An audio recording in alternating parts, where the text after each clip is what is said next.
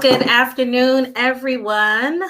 I am so excited for you all to join and to be on here. I'm excited about my guest today and our topic of discussion. As you know, I am, or for those of you who may not know, it might be your first time coming on. My name is Jennifer Wilshire, also known as Jen. I am your relationship expert. Do this empowerment series that is Life Notes with Jen, just to talk about every and anything on relationships.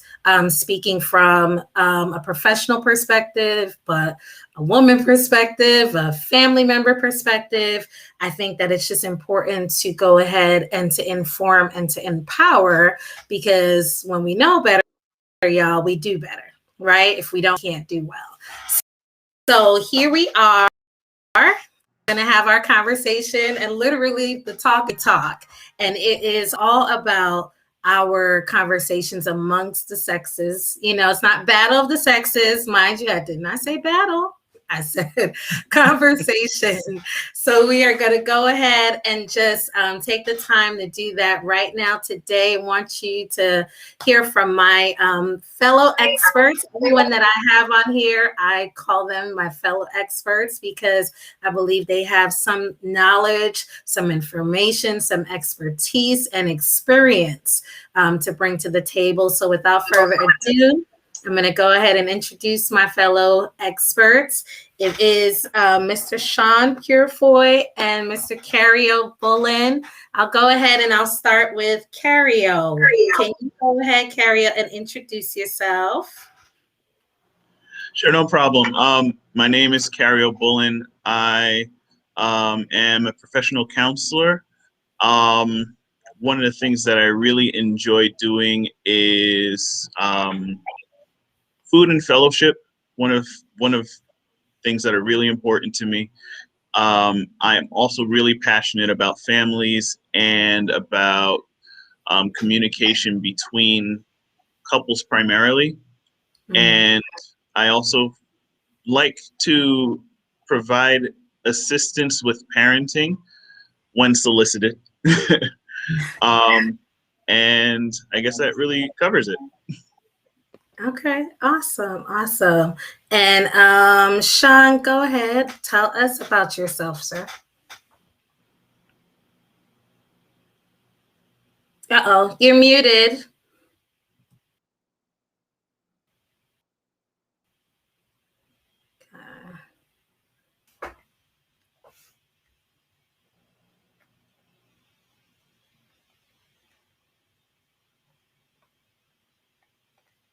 Uh-oh, did he go? Is he still there? Oh, there we go. Still can't hear you. I don't know why. That's weird. Let's see.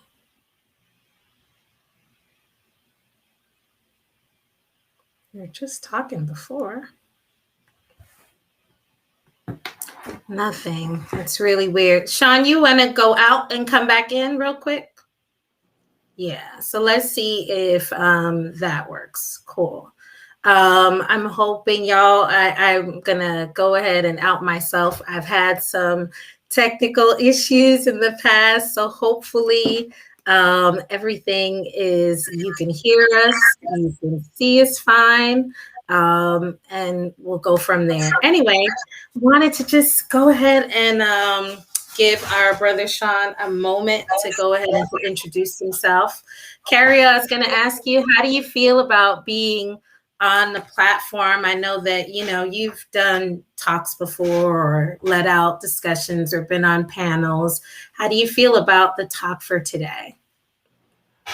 I am part excited, part honestly a bit nervous because we do have a lot of gender stereotypes that we will be discussing, and I really want to make sure that I focus on what is true, not bend towards too far towards accepting the stereotype and at the same time too far towards rejecting the stereotype, because the truth is somewhere in between. And I just think it's really important that we look at why things are said, where they came from, and whether or not they hold any water in, when you're applying it to your own life. Yeah, That part yeah. I'm a little nervous about, to be honest with you. I gotcha. I know that. Oh goodness, Carrie, I think I'm gonna have to check something real quick on the stream. Can you still hear me? Again. Okay, just making sure that everyone else can. Okay. And let's see. Okay, and Sean's back. All right. Okay. Go ahead, Sean. I was double checking stuff with the stream. So I think we can hear you now. You could go ahead and introduce yourself. All right. I'm Sean Pearsall. I am a husband and a father of 6. We have a blended family, and I'm an educator, minister, and musician, and that's pretty much it. Okay, cool. And how are you feeling about being on this chat, having to talk about this particular topic? I feel all right. I think that the you don't do relationships in isolation. I think that the more perspective that you have and the more lifelines you can lean on helps it to be a better perspective. So like conversations like these are always necessary and important, and hopefully you walk away learning something about yourself, and hopefully you walk away with something that that you can take away and just apply to your own marriage to just make it even stronger. Absolutely. Great. I love that. And, again, y'all, Sean brought up a point as far as being in your own marriage and how to apply some of the tools or the things we might talk about today. And I think it's also important to know that you've got to prep even in your committed relationships, even before you get to that. And I think because we're all, Sean and Carrie, can you hear me? And go connection. But to go back to my point, as far as preparation begins way before the relationship. So hopefully that's the takeaways that whoever's listening to this, whether you're catching this live or you're seeing the replay, that just because you're not married or in a committed relationship as yet, if that's where you want to be, you need to hear what we're going to be saying, okay? And continue to keep yourself informed. So first things first, y'all, we want to go ahead and just hold on one second. Let me make sure I have y'all on. There we go. So first things first, I want to begin by debunking the myths that we hear often about, men and women and how we talk in general. So I like to facts or fake, so tell me your perspective, your understanding of this particular phrase that I might give you, and then let's go from there. So the first one is men are fixers, not listeners. Facts or fake news? And either of you could chime in.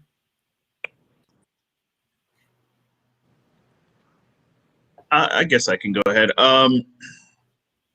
That is generally true that men are fixers. They look at communication as trying to find a resolution. Once again, speaking in a general sense, what tends to happen is that sometimes we can lose the emotionality of the communication as we are trying to search for the solution to whatever's brought up in the communication.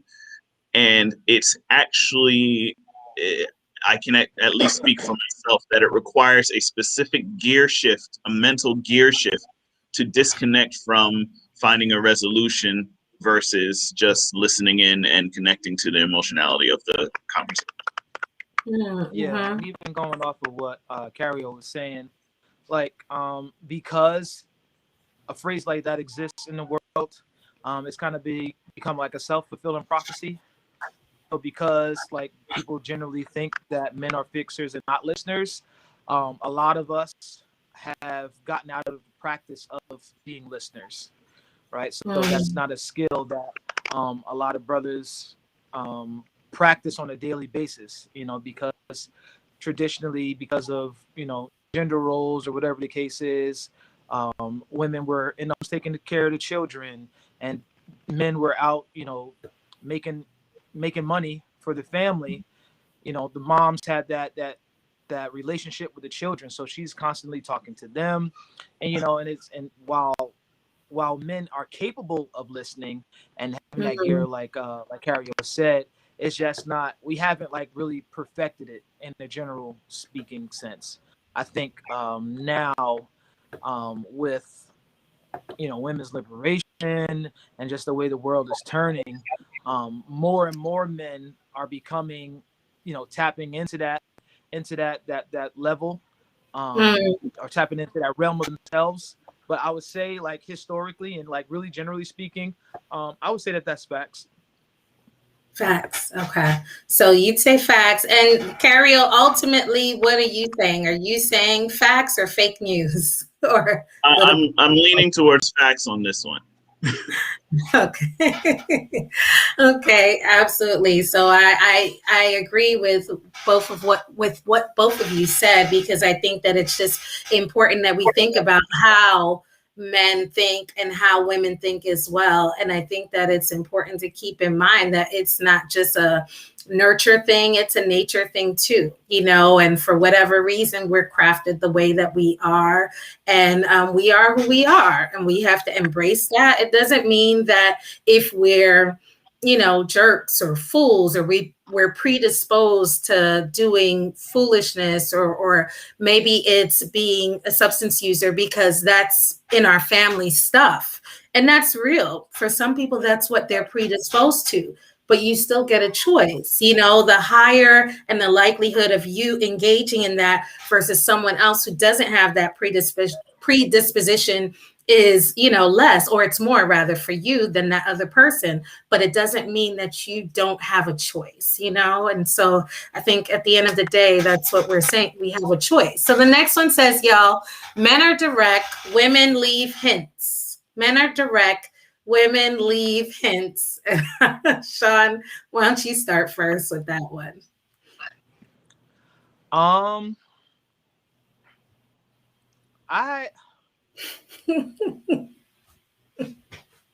don't mean to laugh. Yeah, I'm sorry.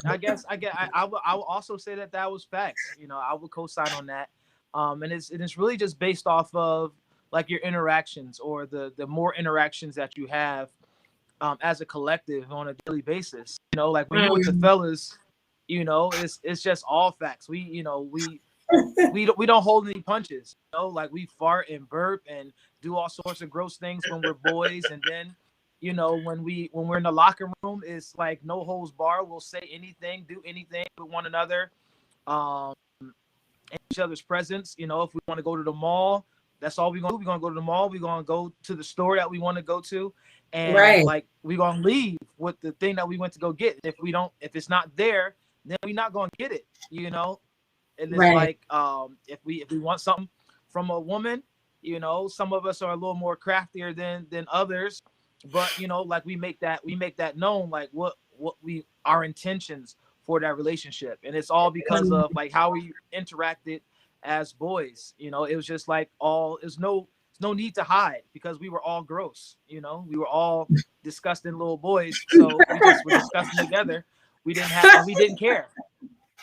So, you know, that's definitely facts, I would say. Gotcha. And so he didn't care because that's who you are. We have the understanding. This is what boys do. So, right. Yeah. This is, you know, we just lived in it and embraced it. Gotcha. What about you, Cario? Facts or This was one of the questions I was a little afraid of, but since Sean broke the ice, I'm a little braver on this one. But you know what? I'm gonna have to go towards facts on this one as well, not because of more so a gender stereotype, but more of a socialization, which is kind of what Sean was pointing towards as well. Like, say, when it comes to dating, men are expected to be very direct in what their intentions are when they are when they are pursuing a relationship, whereas women are actually expected to drop hints, play a little hard to get, and things like that. You are actually taught to be that way. So I would argue that in some ways, yeah, due to socialization, men do tend to be more direct, whereas women will leave hints. But I think that there could also be a nature aspect to it, where if you're solution focused, that's where you go. If somebody is going to say, hey, I'm having this problem, the guy's simply going to say, well, here's what you should do. Whereas a young lady might actually say something more along the lines of, oh, it must be really hard to be going through this, and try to relate to it. And that could be something that is tied into the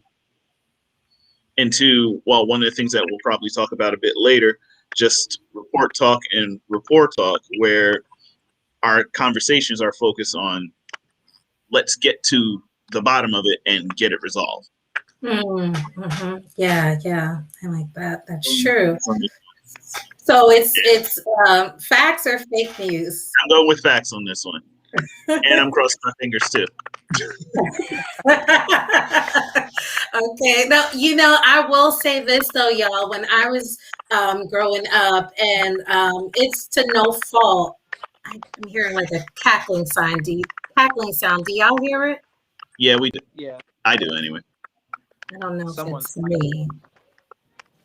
Okay. Hold on. It stopped. Or did it?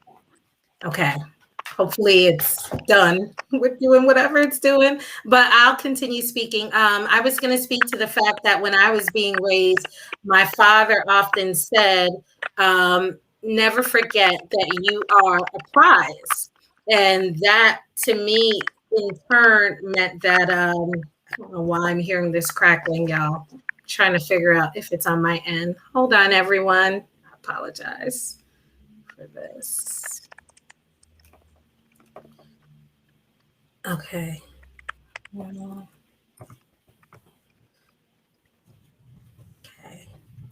All right. Hopefully it'll just go away. So I don't know what changed. Nothing changed in my environment. Is it really bad, y'all? Or No. Tolerable? Yeah, it's tolerable. Okay. Hopefully the people that are on will tolerate it too. But anyway, I was just saying, when it came to how I was being raised, my father had told me that be mindful about the fact that you are a prize, meaning, you know, go ahead and let a man run the race for your heart, you know. So literally, I'm envisioning, you know, a man running this race, and you know, I'm at the finish line, you know, and he's got to come and get me, you know. But essentially, I think I also felt in a way where I was sort of taught that I should go ahead and run. It's like he's running and I'm running as well. Like I've got some ways, some steps ahead of him, and he's literally running after me, not running to me. And so at any time I can pick up the pace and speed it up if I choose, because I'm the prize and I get to sort of call the shots. Or, I can slow it down so that he can catch up to me. And all of that being said, that influenced and impacted how I communicated.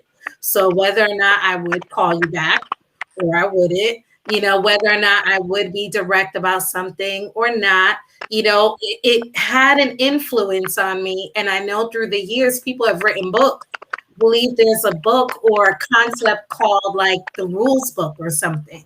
And it teaches women, how to follow the rules in order to get the man that you want, the man of your dreams. And I believe there's such a thing as standards and expectations, and we should instill that and have those things. And for us as parents, we want to have that in our children, in my opinion, not just for the girls, for our boys too, but that doesn't mean that we need to play games though, so there's a difference.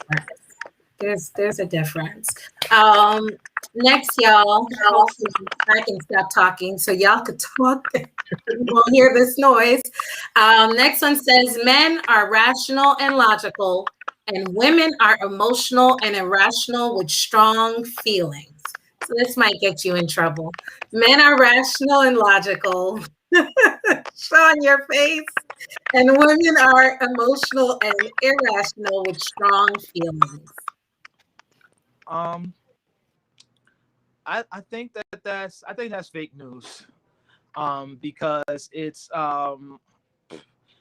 if you knew some of the dudes that I knew, you would totally know that, see firsthand like how irrational some people can be. I think it all has to do with the balance that you had growing up.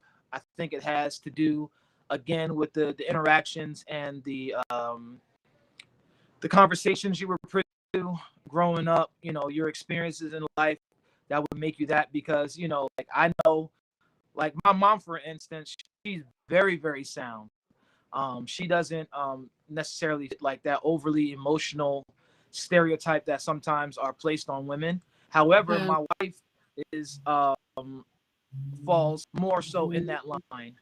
And it's because of the different backgrounds. My wife grew up where her mom was a nurse, her dad was like a full and tier hospitals. So she lived a pretty to be that we were talking to. Hold on, Sean. The last question. It's going in and out. To be able to really, I guess walk in that light, or in that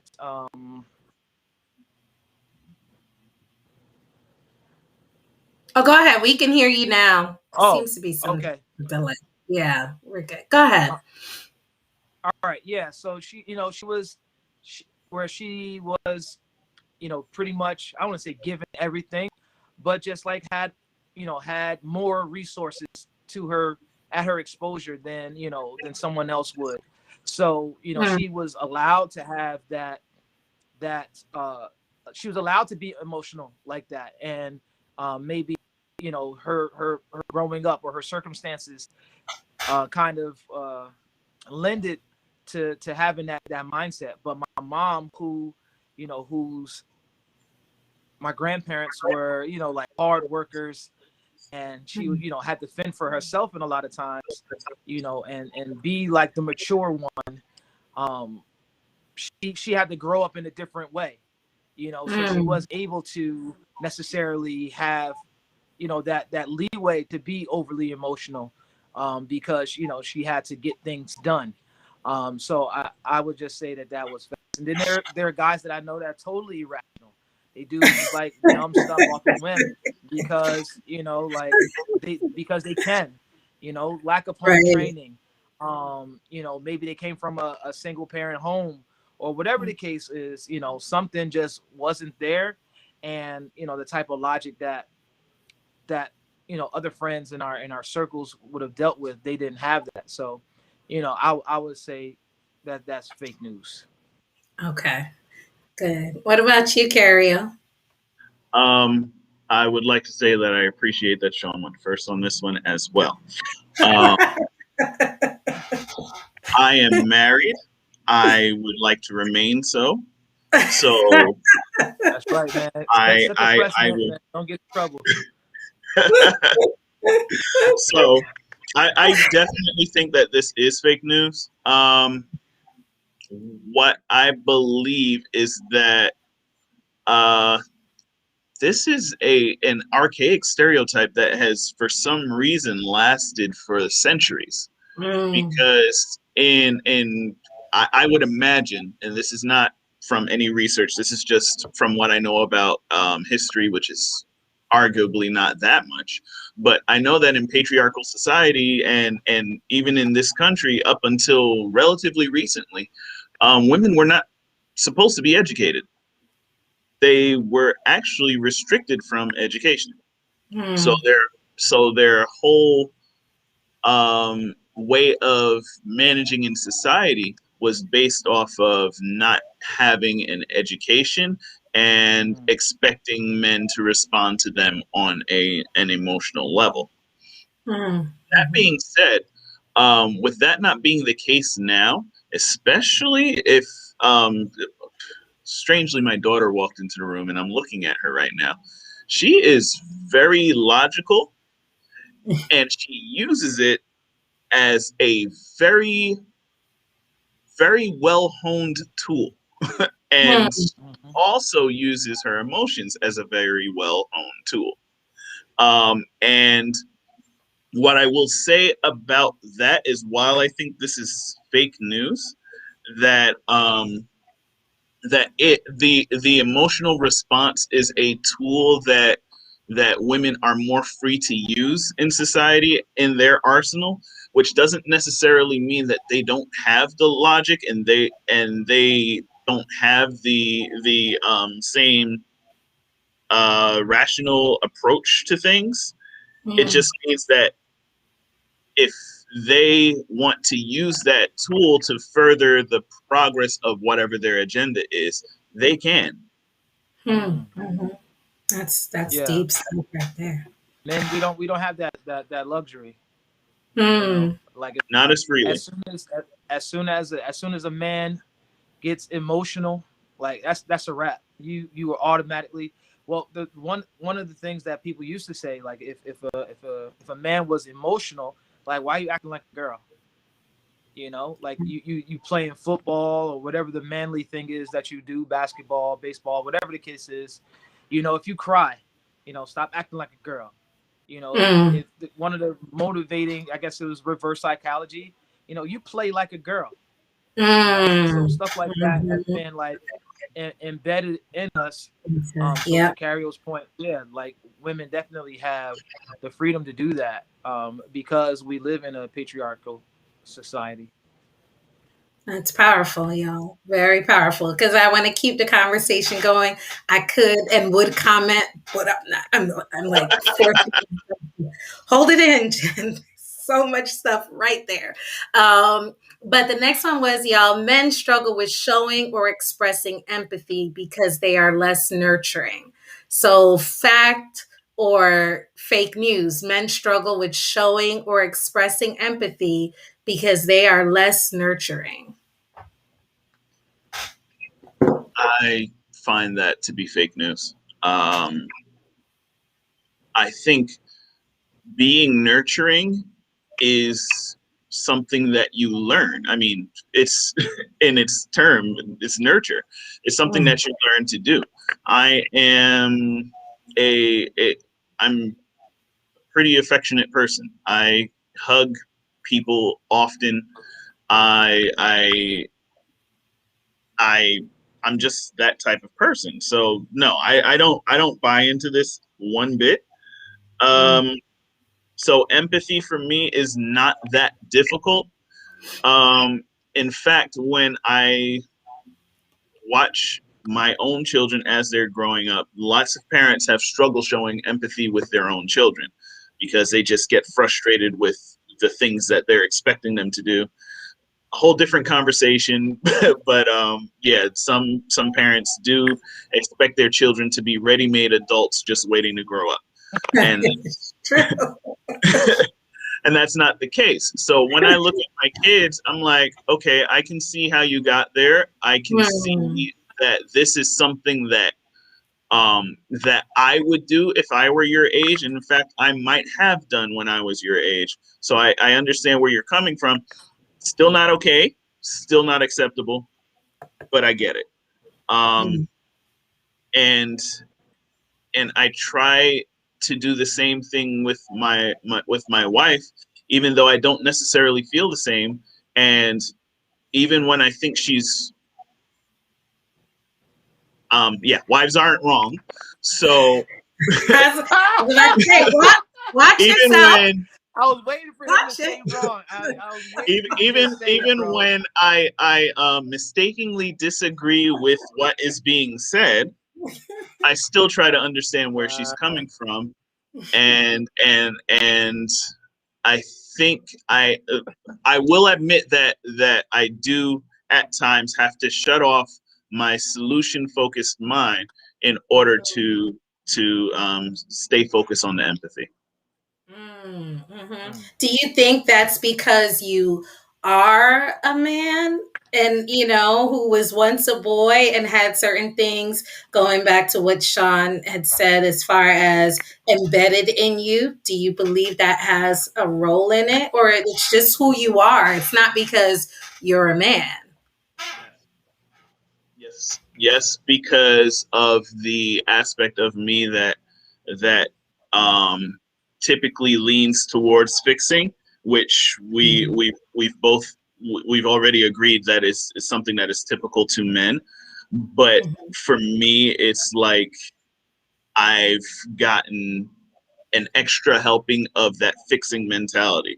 So for me to turn off fixing and to sit here and stay in the middle of a problem and deal with the emotions is really, really difficult for me, because I'm like, we could just fix this and then be good in a few minutes. Right. But yeah, that's not always the solution, which blows my mind at times. What about for you, Sean? I'm going to say that I'm going to say that it's facts, and primarily because of what we've already been discussing,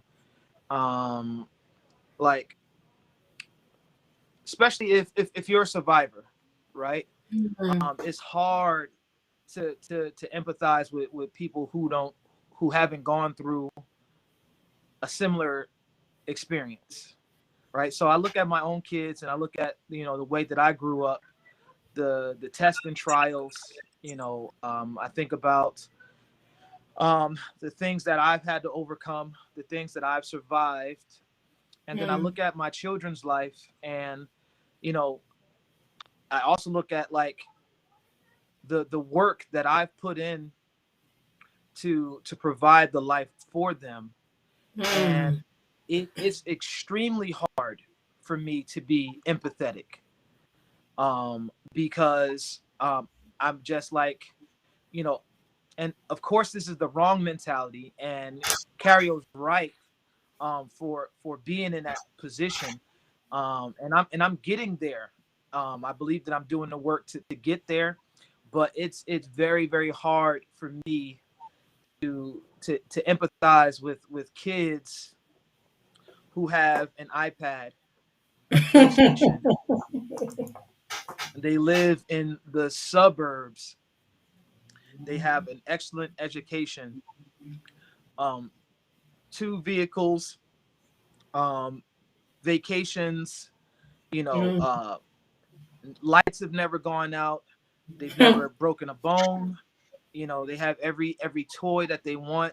They have freedom and liberation to express themselves creatively and to be their own selves. I find it very, very hard to empathize with that. because even though my life, we didn't grow up in the projects or anything like that. And, I wasn't in a gang or whatever the case was, but, my parents did struggle. There were times where I had a job when I was 14, 13 years old. My son just got a job when he turned 18, so he had that luxury, we paid for his prom. I had to make money to buy my own stuff for prom. Like I had whatever I got, I had to earn. And, because I'm in a position to provide for my family, I never wanted them to, I don't want to say struggle like I did, but I didn't want them to have the struggles that I did. So I kind of like removed that from them. So to hear them complain or to hear them, not successful or meet my expectations, I'm just like, but I envy my kids' childhood. I'd be like, but you got it all. But I also understand the dangers in that, because as an educator, while we can't necessarily first-handedly relate to this Gen X, TikTok, social media, technology generation, like their perception is still their reality. You know what I mean? So it might not have been the struggles that I had growing up in my neighborhood, but like, depression, cyberbullying,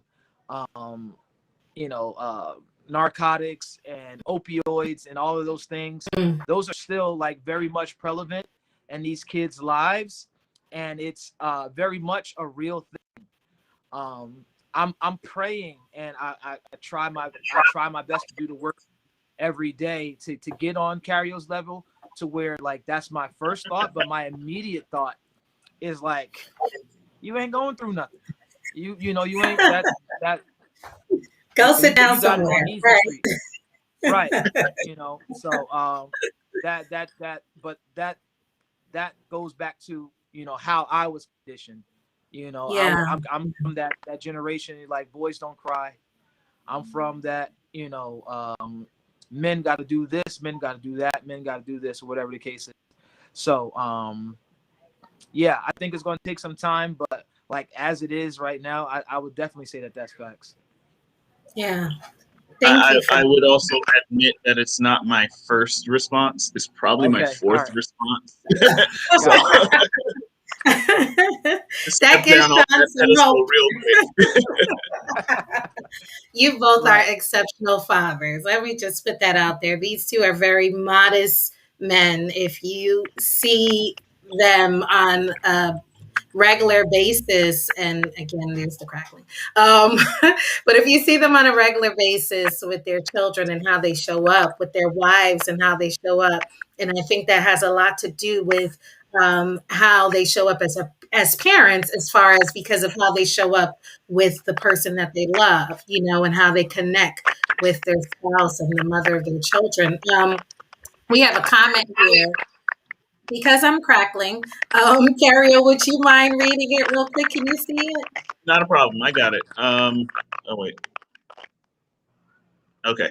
I think our upbringing has a lot to do with how we show empathy.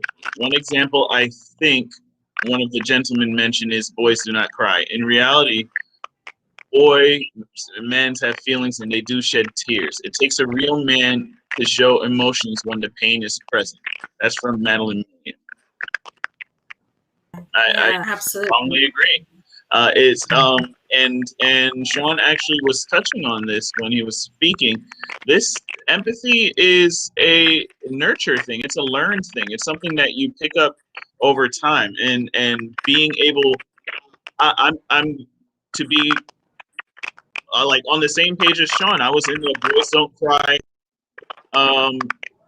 generation. So for me, actually tapping into my own, I'm more comfortable understanding other people's emotions than I am with my own, because mine have been so shut down and suppressed that when I have an opportunity to show an emotion, it's automatically bottled up, and I have to filter through a lot to even figure out what that emotion is. Yeah, I would say so too, man. Yeah, it's hard being a dude, you know. I do, and even with me saying that out loud, my immediate thought after I finished that statement was just like, you know, I could hear my friends calling me the P word, you know, or I could hear. I immediately felt like I wish I wouldn't have said it, because that's men don't get that, again, that free space to be emotional, or it's not as acceptable as it would be for a woman. And I've made it my life's work to make sure that my sons, especially my sons and my daughters, well, I'm equally for both of them to see me cry. That's why I'm glad that we do go to church, and I'm able to worship and be vulnerable in worship before my children. If a situation, I mean, like, if I stare at my kids too long, I'll start crying. And I thank God for being, just able to tap into like that portion of me, because like I never saw my dad cry until last year. My pops is like 60, but I Wow. never saw him cry growing up. And that has a lot to do with his upbringing, whatever the case is, and just like our dynamic as father and son growing up. But like it took it being under the mentorship of other men who were comfortable with who they were as a whole, to see that men cry and see that it was okay, and it's not like a girly thing. But I feel liberated not having to hold that back, and like cut off a part of me to make it a norm for my kids.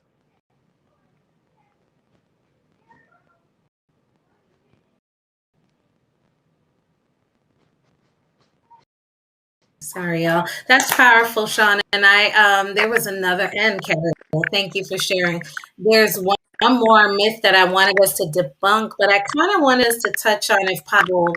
If you gave an example, Sean, that I thought was powerful. You talked about being in church and being in worship and allowing your children to see your vulnerability through that as an example. And I'm just wondering, what are some ways that men can show or be more vulnerable, to let the women in their lives as their partners, and I know we'll talk more about relationship stuff, but really, are there little things that they can do to show that they are being more open and more vulnerable? Anything in particular come to mind for you either?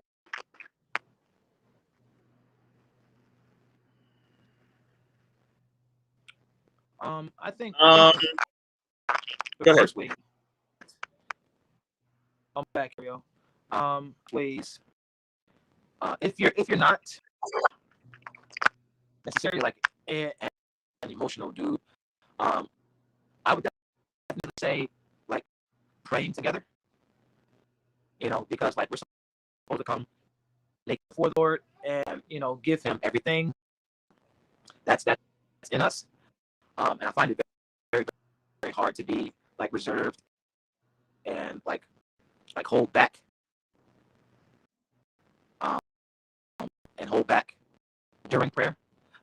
So I think that's one way of being, if you are believers, that's one way to be vulnerable before your woman, is to definitely pray with them.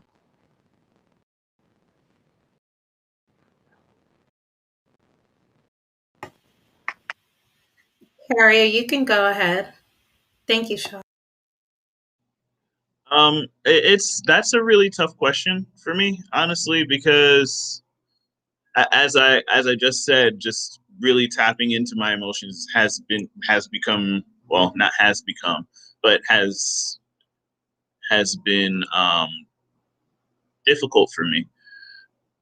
I think I think more than having a specific event, even though knowing the events where you are able to be um, completely honest and vulnerable with your emotions is great, and I appreciate the fact that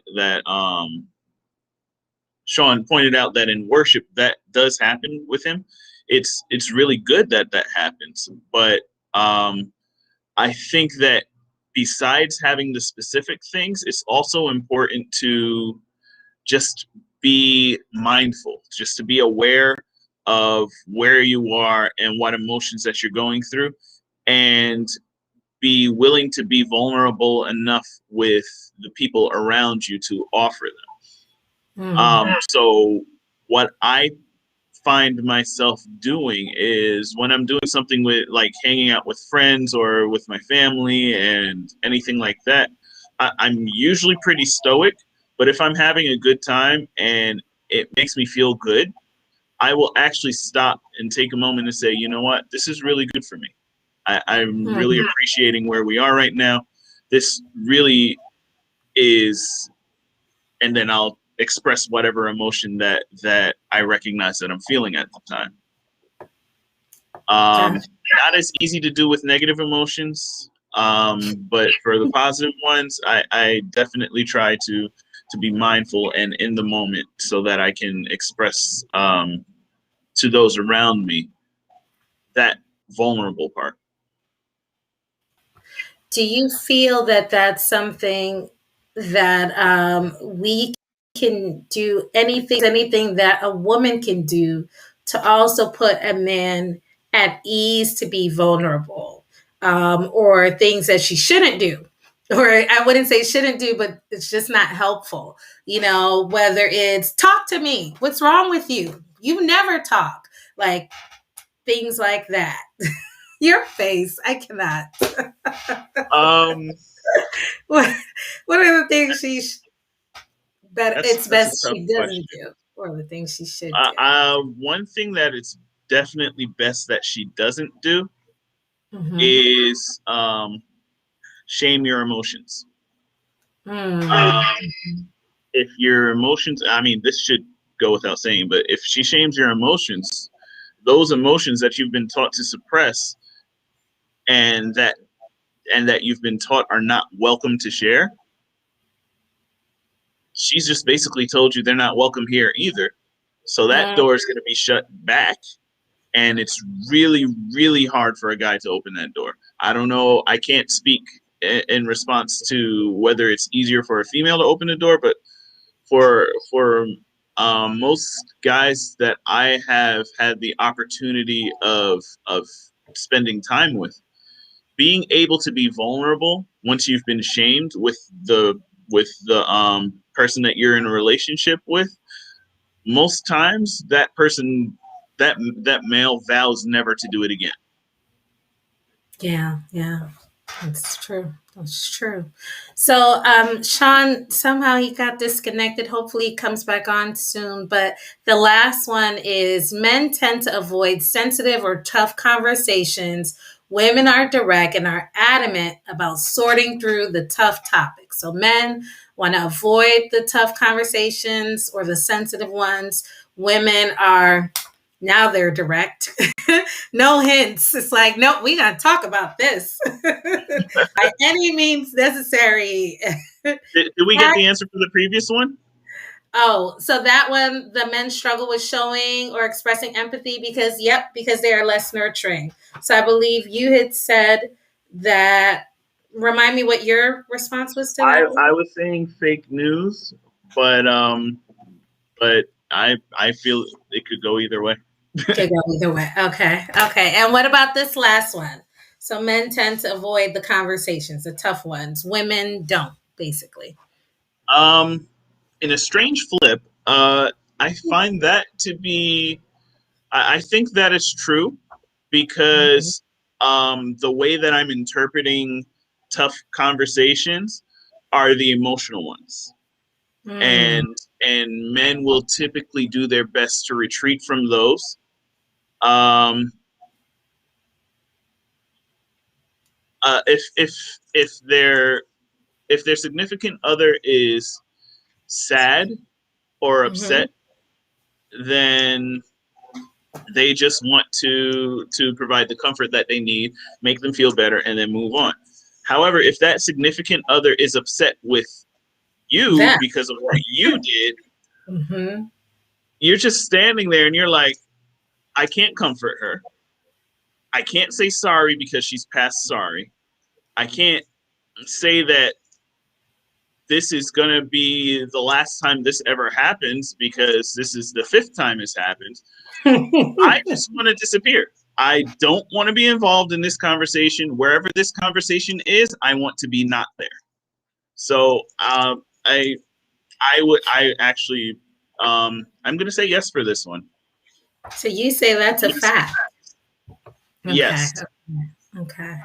And for And me, oh, go ahead. Go ahead, please. I was going to say the sorting through tough topics for women in this situation. I repeat the context in which I saw the question.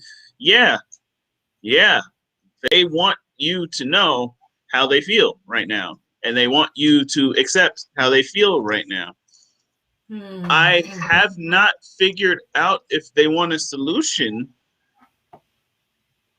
Perhaps you can help us with that.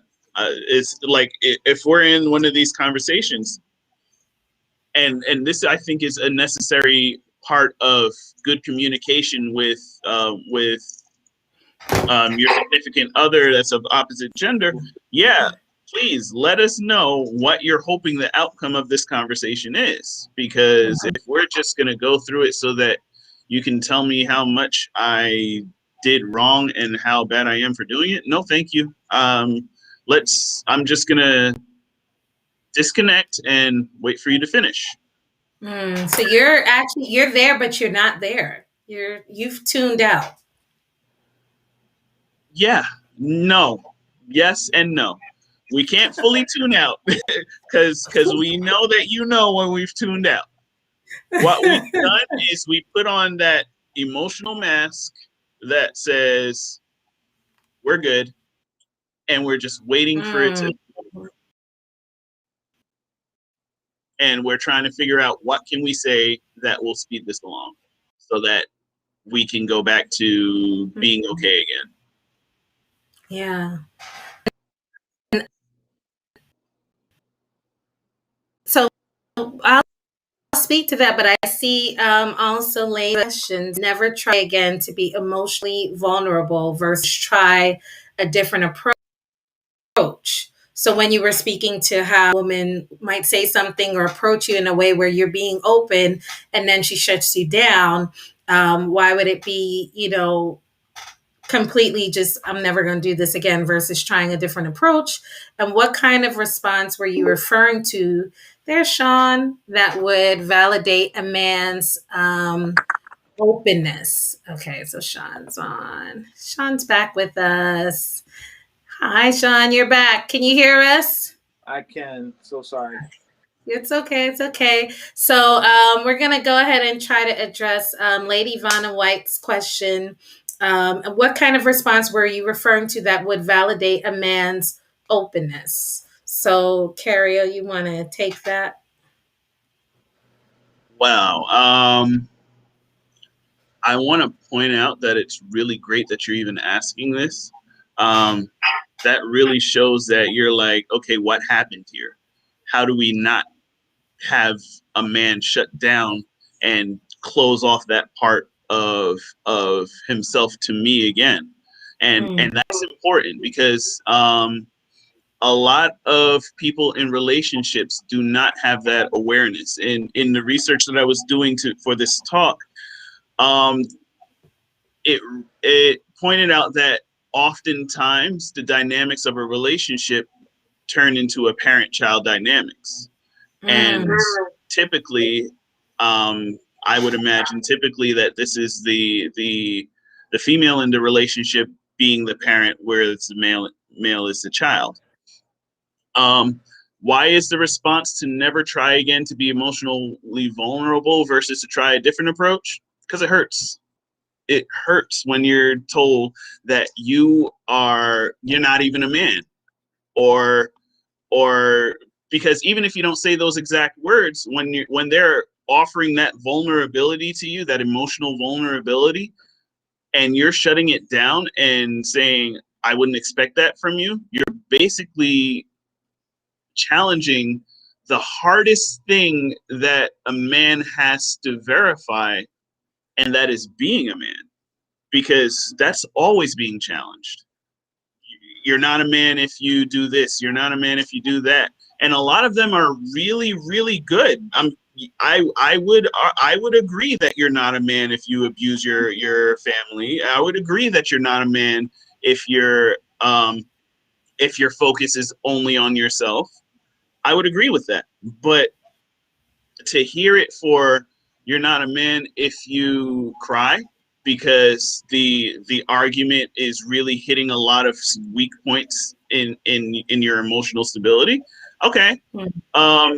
If that makes me look bad in your eyes and it hurts me, I don't want to put that on the table again. As to what kind of response was I referring to that would validate a man's openness? Just something like, you know what? I didn't consider it that way, or I didn't consider that you would feel that way. And you know what? That's okay. We'll work through it, or we'll figure it out. Oh my goodness. The one of the most powerful things that you can say to a man is, we'll figure it out. Not you need to figure it out. We'll figure it out, because that means you're there with him and you're not judging him for not having the answer. Please give us that if you can. I'm stealing that. Yeah. Go ahead, Sean. Yeah, that's going to help a lot of people. Yeah. I always knew, like even as a young kid, that there was, like in my relationships with women, like there was like an inner sanctum that every man holds off until they find someone that they're willing to share that with, right? So like the vulnerability, the whatever, sharing deep dark secrets, saying I love you, you know, things of those natures. Like I would always tell girls, women, or whoever, like my sisters, cousins, whoever, like if you've gotten to that point with a man, like make sure you respect that, because not everyone dwells in that realm, not everyone dwells in that space. It's not a space that we're all too familiar with, because of points that we brought up in this conversation, right? So if you are there, like have some respect for that space, because once it's closed off, you're not going to get that, because we haven't been able to deal with our feelings, or because we don't have that license to be emotional from society. We don't know how to deal in like those vulnerable spaces when we're hurt, right? Y'all think that women have it bad when there's a breakup. You ain't seen hurt until you see a man hurt over a breakup. And it sounds funny, but that is real talk. Real talk. Let the woman that you've invested everything in, you've given your heart to, let that go sour. Let that be something that you can't fix. That man will be literally destroyed. So to answer the question, if you've made it to that level, and I do admit that as men we should be vulnerable enough, or take risks enough to allow more people, not to allow it to be so many layers for people to peel back to get to that level. But that's where we want to go. We're not there yet, but like if you do get there, I would say that like the response is of gratitude. You know, thank you. All right.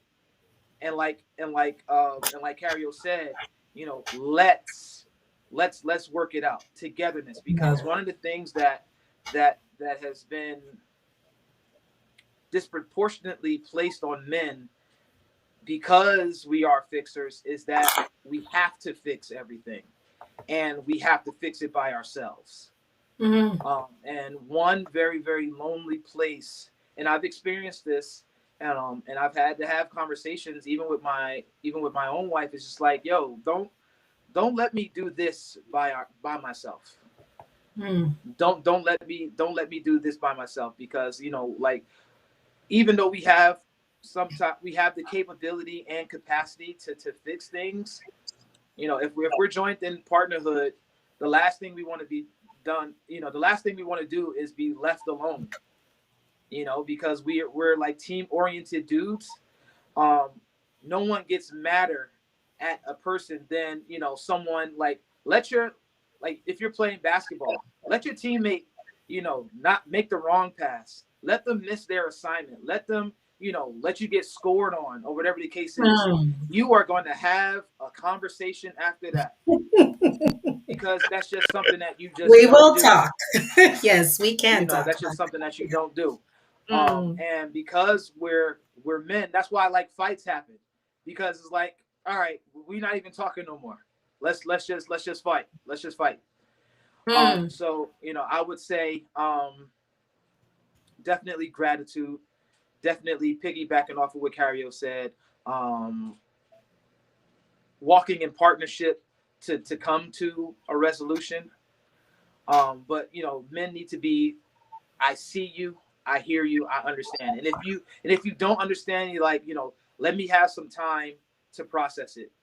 Because some women don't have that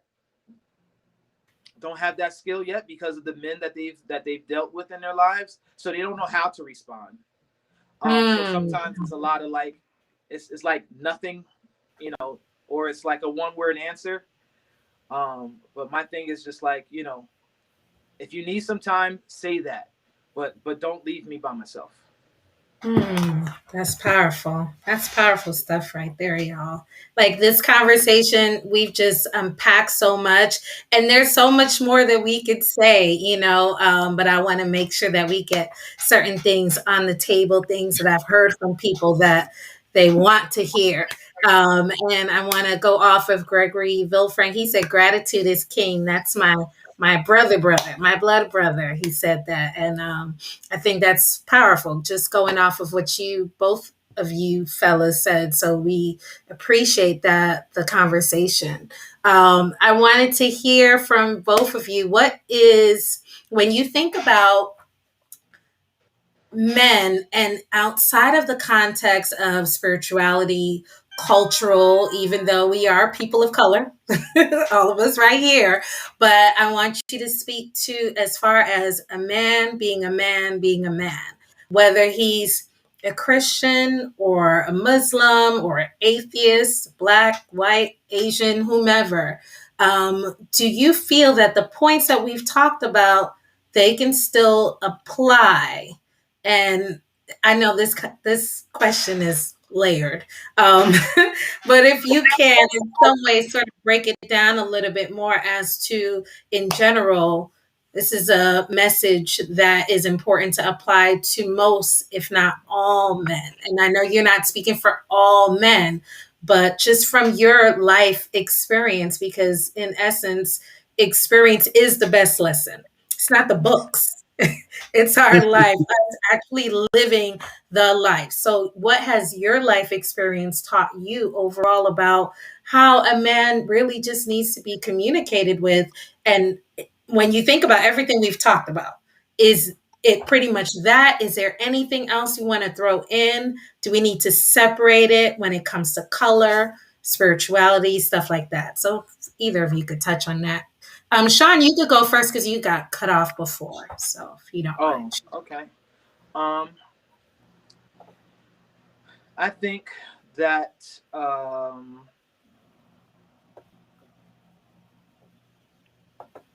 more than anything, um, And yeah, I'll say this, like we just want to be appreciated, you know, because we're fixers and because we are the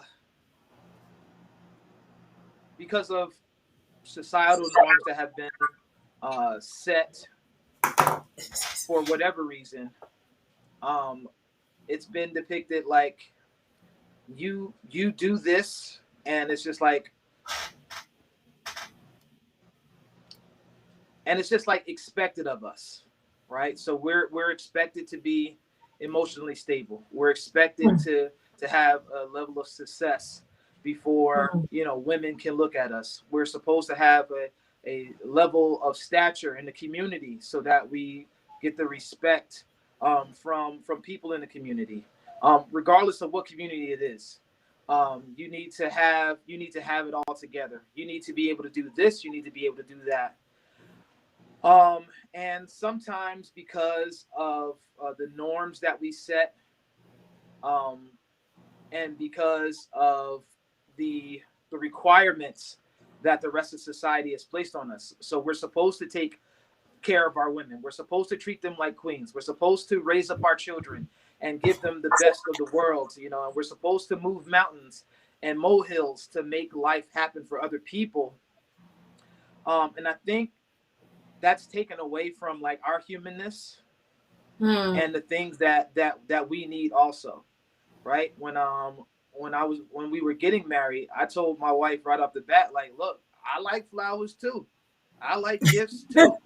You know, I like words of encouragement. I like being taken out. I like being wined and dined and romanced and all of those things. You know, so like just because I'm a man doesn't mean that I'm void of the human experience. And those Wow. things need to be tapped into as well.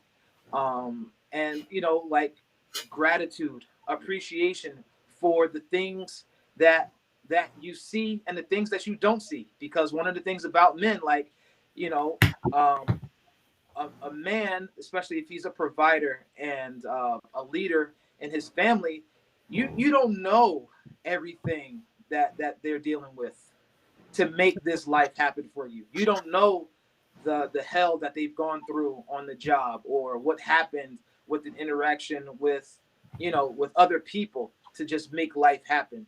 So, you know, thank you. I see you. I appreciate you. Here's this. Let me also go above and beyond. We don't require it all the time, but you know, those things that let us know that you see us in our totality really goes a long way. Cariel, you want to go ahead and share? I think I think Sean really said a lot of good things there, where he pointed out that we have to be seen as human. We have to be looked at as our totality. That even when we're off, we still need to feel as though we're valuable. You know, but not but and I'd like to add that just like women, men are products of nature and nurture. Um, why I brought that up is because of this. A seed is by nature the plant that it's going to be. The nurture that you put into the seed tells how effective and how healthy and where exactly it's going to go when it is growing. What I mean by that is, if you feel as though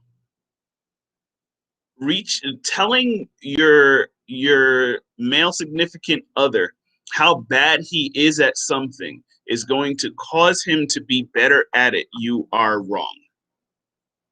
It is going to it's just like cutting off a plant at the stem and expecting it to grow and flourish. If Now, don't get me wrong, there are some men, like, I don't care who I'm with or what they say about me, I'm going to take care of my kids and I'm going to make sure that my family is okay. If for some reason my wife and I get into some argument and she wants to call me a deadbeat dad, I'm still going to do those things. But that would be my nature going against the nurture. Whereas, yeah. Whereas they're not supposed to. They're not supposed to go against each other.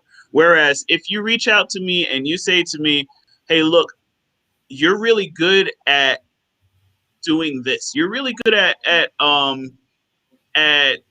showing your kids a good time. You're really good at letting me know when something needs to be done. You're really good at taking care of the car. You're really good at remembering to buy me flowers ever so often, or whatever the case may be. Yeah, you tell me that I'm good with something, I'm gonna keep doing it.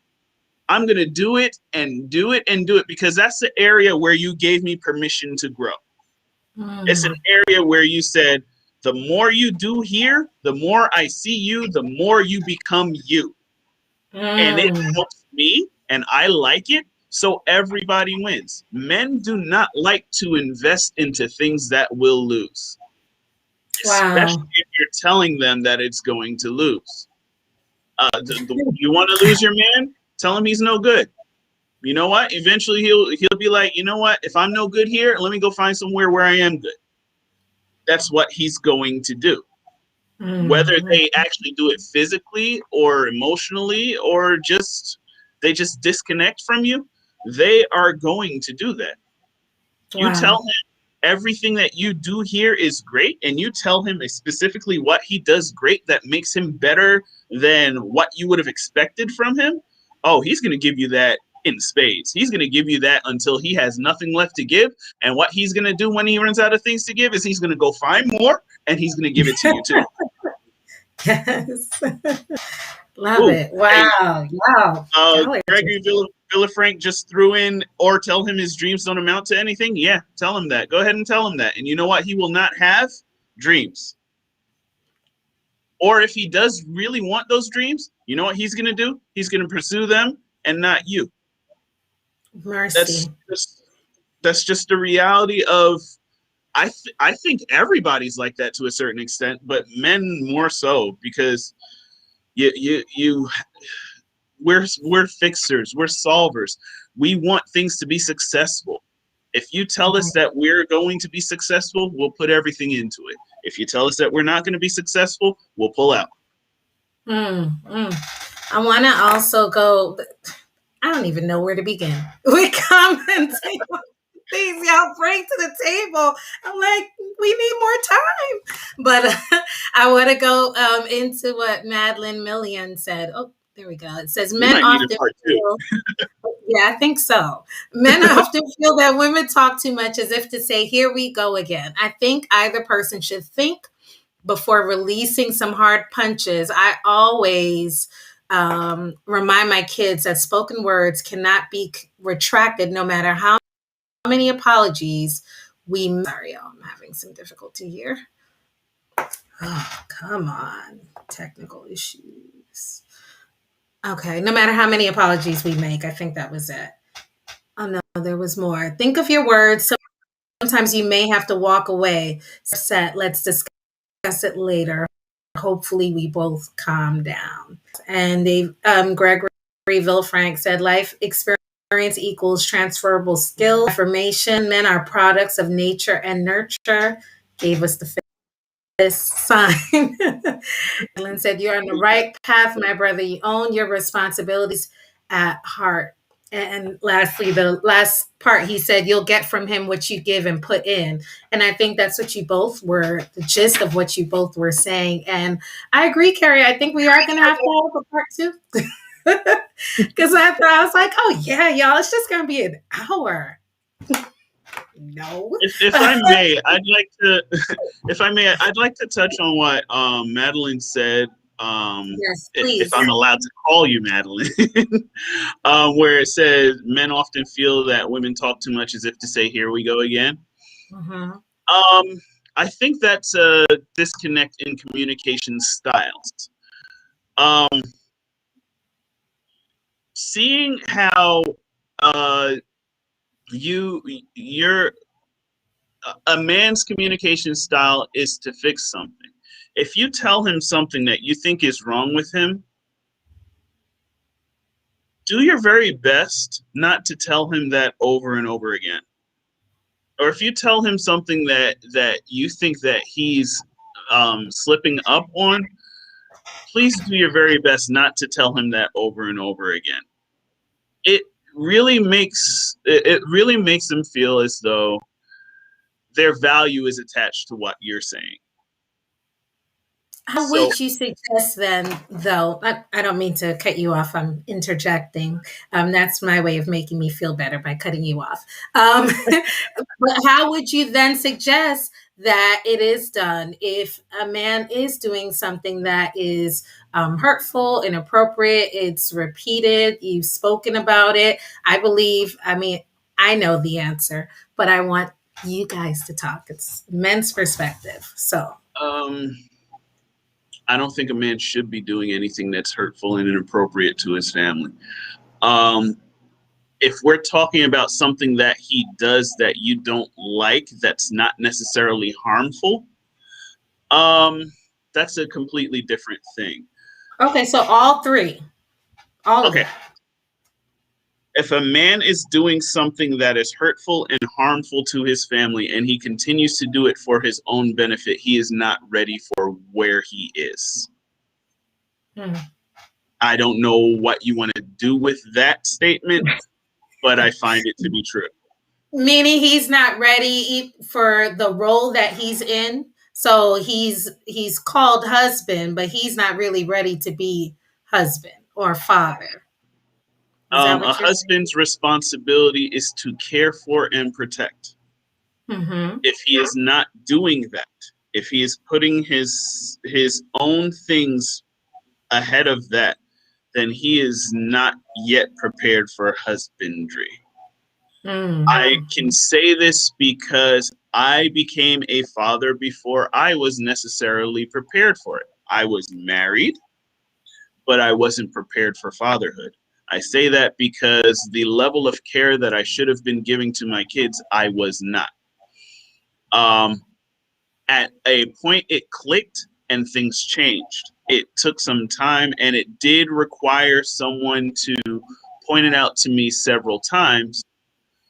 But in the way that some people say, here we go again with the whole, the term that people use is nagging, that was not what made the change.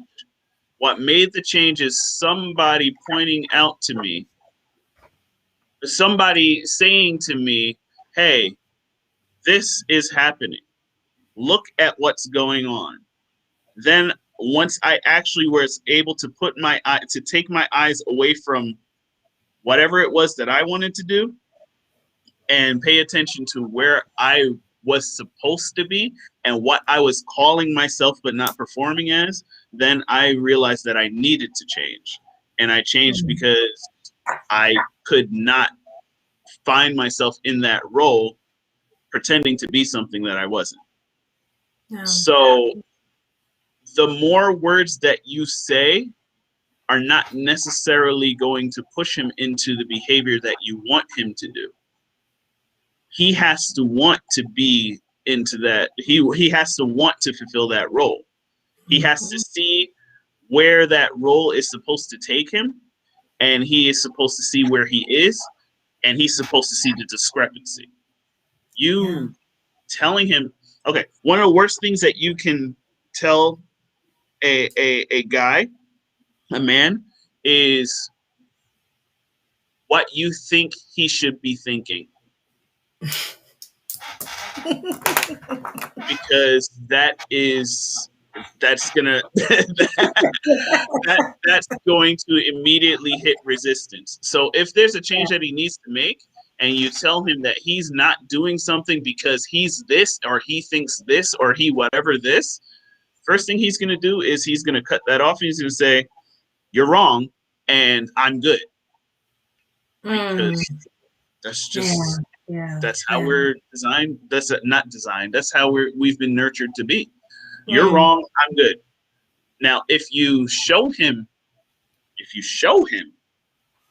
then he's going to be like, oh, okay, I see that. Let me make some adjustments. I'm going to do what I can here. And then, of Yeah. course, please offer him some grace and some patience because change is not hard for anyone at all. It takes forever.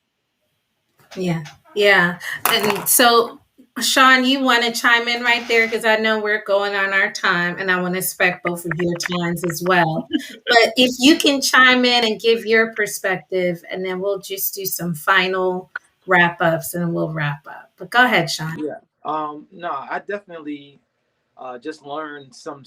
I got the language to put to feelings and thoughts that I had in my head from what Cario just said. So I agree wholeheartedly what he said.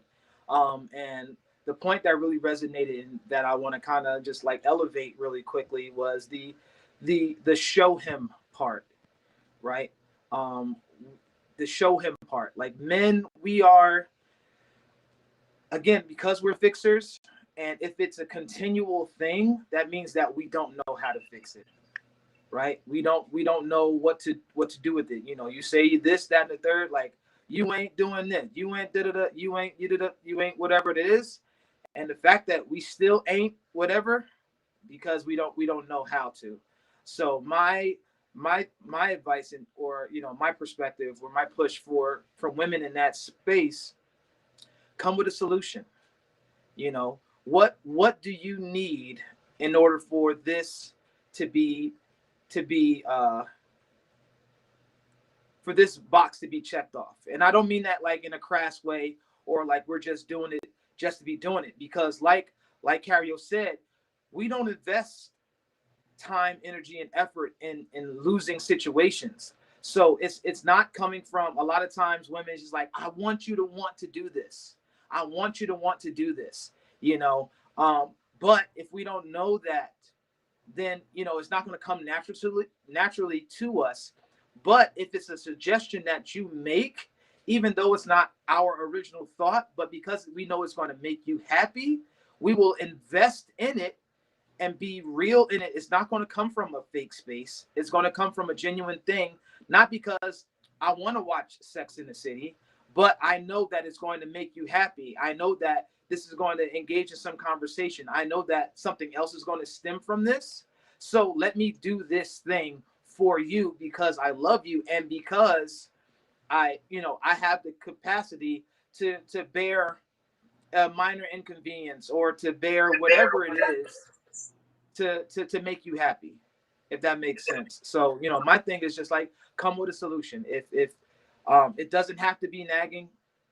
And one of the things too about like guys is like we love accountability. A real man to me is someone who's accountable, who will just be like, yeah, I messed up, all right, I know I dropped the ball. But if you give him something to run with or to work with, it'll definitely, I think, be in benefit both in the relationship.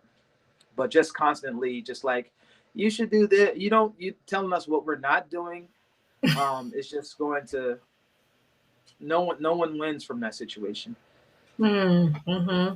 It's And like please, falling on deaf ears. Was that what you would say? yeah, It's like it's falling on deaf ears, Sean. We hear you, yeah, but again, we that's just definitely, like, like that's like asking a kid, who can't read to read Shakespeare. If you got a third grade reading level, Mm. you won't be able to digest Shakespeare. Even if you are, like advanced in that sense and can actually read the words, comprehending it is going to be a whole nother ball game. So, Yeah. again, you would have to just bring some solutions. Okay. Love that. And Greg, I'm please, he said, sorry. go I, ahead. I really need to chime in on what Sean was saying, especially when he was talking about that Shakespeare thing. Okay. There are just some things we're not good at, and we're not going to be. And we try and we try and we try. Please, please, grace is the currency of relationships. Yeah. We're Yeah. if you recognize that we're not good at something, please don't point out to us every single time we fail at it, because especially if we're really trying, because then we're just like, oh, one of the most hopeless feelings is being told you're not good at something that you're not good at, and being told that you need to be good at it in order for you to be considered valuable in this context. Love that. I want to tap on or touch on 2 points, and then gonna wrap up for real this time. Lady Vana says, good point, because the assumption is you know how to fix it, but also we don't want to cross over into being deemed controlling because we're pointing out both the problem and tentative solution. Great point. And I think what I would say to that as well, lady, is the importance of the communication, again, coming back to tackle this exactly where you said, not wanting to come off as if we're being controlling as a woman towards our man, and we're trying to point out the issue and give the solution. I think it goes back to something that we use in I use in therapy, that's called I statements. And it's not just in therapy. I think most couples or relationships, you can pick up a good book and it'll talk about I statements. And this is just not only romantic, you can do this in your regular work relationships, platonic friendships, whatever it might be, where basically you're saying, I feel, me, not Cario, not Sean, I, Jennifer, feel upset because when you did blah, blah, blah, it made me feel whatever that thing is.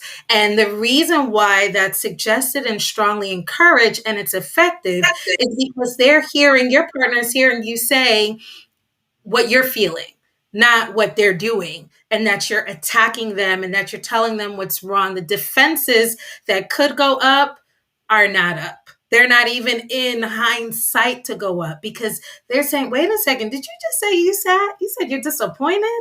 You said I hurt your feelings? Like, that's the first thing that's beginning to register, because that's how you started off the conversation versus you pissed me off when you did blah, blah, blah, blah, blah. You inconsiderate jerk. How could you go ahead and leave me wherever or do whatever? It's like, what? All I heard was that I'm an inconsiderate jerk. I didn't hear anything else. I didn't hear why you thought that. I just heard you say that I'm a jerk. Okay. Enough said. Point taken. And I'm speaking from a woman and a perspective because this is what I've seen. This is what I know. But I think you all, based on what we've said and what you said, you could back me up on that point. And that grace, y'all. Struggle. Who else says it's a struggle? Me. It's not simple. It's not easy, but it's not impossible. We've just got to give it our very, very best, our try. And that's what it comes down to. I'll just read these last comments. Then I'm going to give you guys some room to go ahead and give your takeaways. I'm going to give my takeaways and we will be out of here. So Greg Reed says, one of the founding tenets of manhood is drenched in accountability. Agreed, Sean. So he's going back to what you said.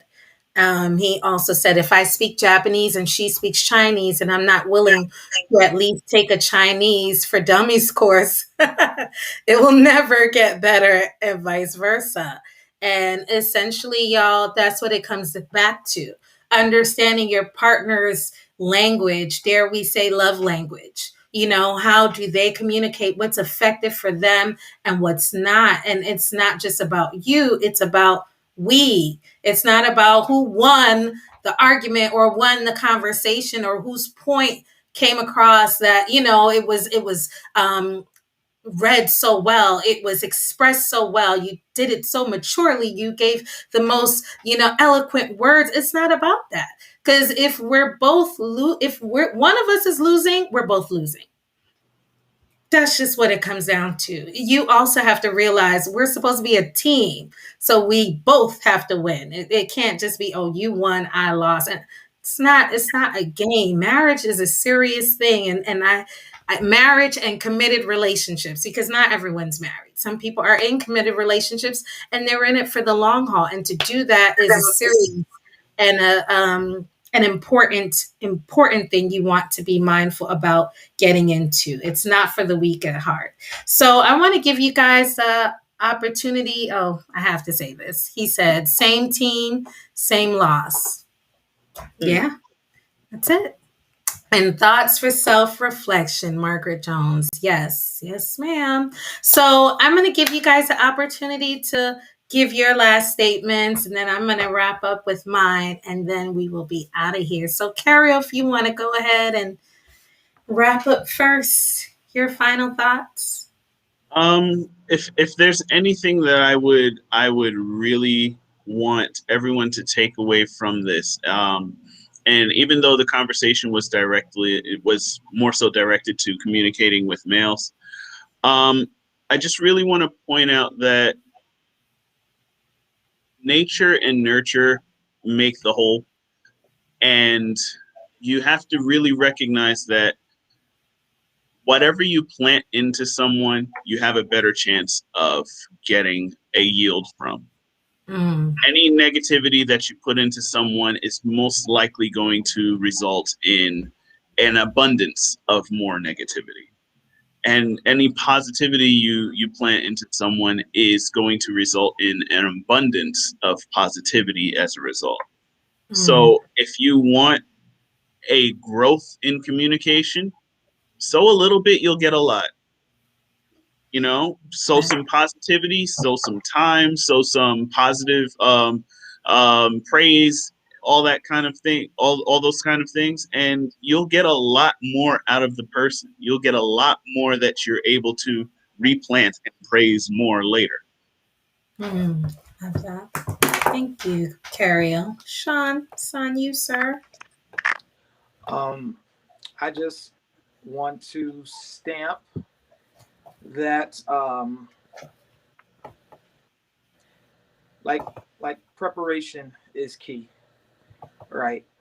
So building up muscle memory is huge and goes a long way, and a lot of the situations that we find ourselves in is a result of muscle memory, right? So because I've been conditioned to not be a nurturer, or because I've been conditioned to think that men should be a certain way and women should be a certain way, that's the way that I'm going to act, or that's the way that that's the things that we bring into relationships.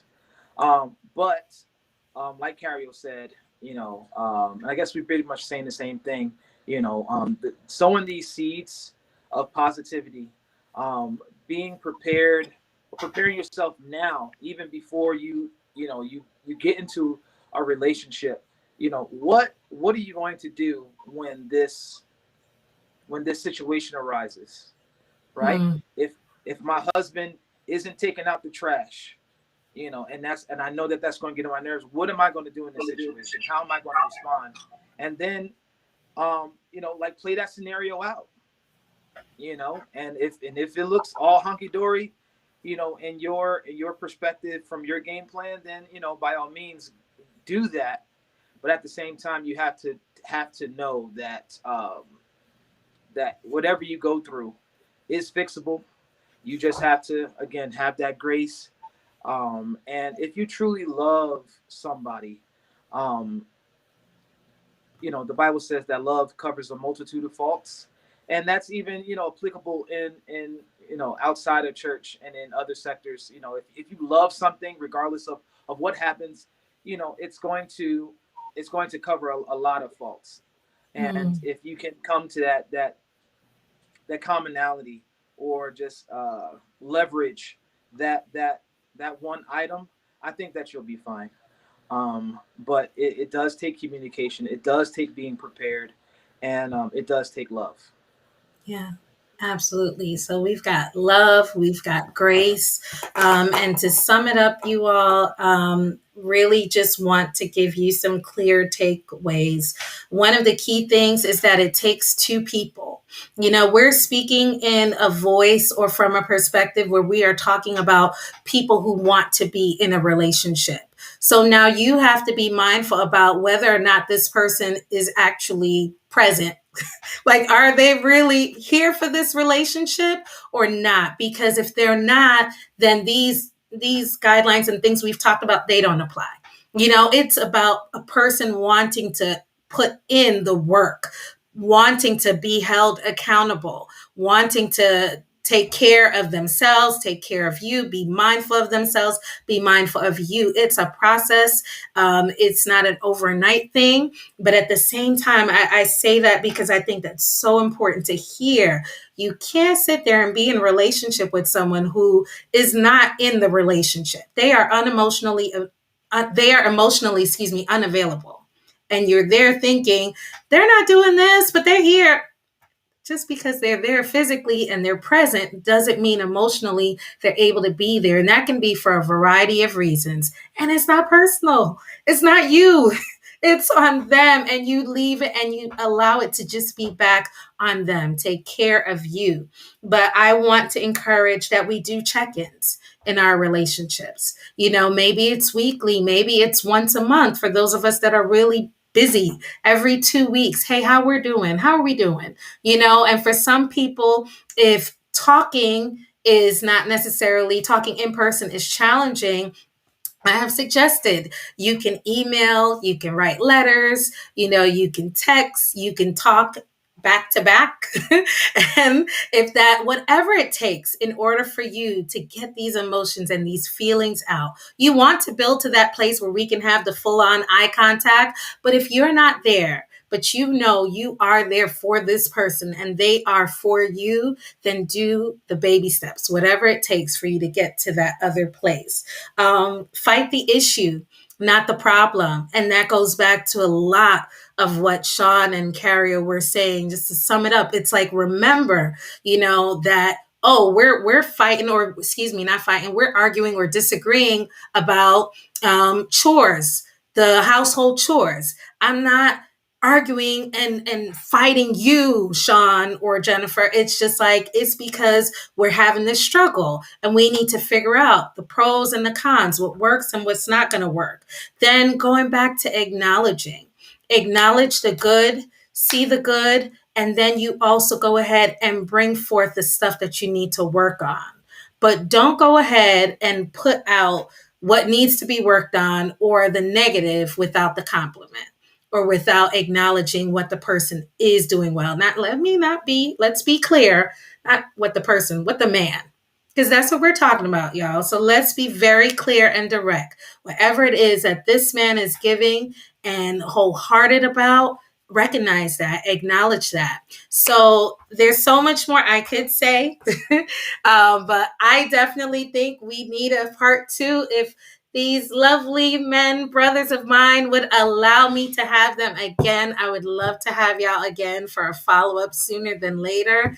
We can talk about that offline, or, you know, you could say yes now. But Yes, now. Thank you, sir.